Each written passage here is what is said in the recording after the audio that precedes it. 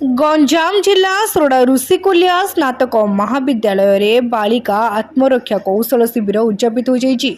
महाविद्यालय सभागृह रे आयोजित कार्यक्रम रे मुख्य अतिथि भाव अध्यक्ष श्रीजुक्त रमेश चंद्र पंडा, अध्यापक श्रीजुक्त प्रदीप कुमार स्वाई, अध्यापक श्रीजुक्त सुधांशु शेखर पंडा द्वारा दीप प्रज्वलन करी कार्यक्रम आरंभ होइतिला। सांप्रतिक स्थिति रे प्रत्येक छात्री आत्मरक्षा तालीम दिया जाइतिला। कार्यक्रम संयोजिका अध्यापिका श्रीमती शिप्र पात्र 8 दिन धरी एही कार्यक्रम चालू रहितिला और प्रशिक्षण रे छात्री माने उपस्थित रही शिक्षा लाभ करथिले। आत्मरक्षा कौशल आवश्यकता संपर्क में सूचना देते। प्राध्यापक शिविर में दि जाइथिबा कौशल नारी सुरक्षा रे किपरि सहायक हेबो बोली मत व्यक्त करथिले।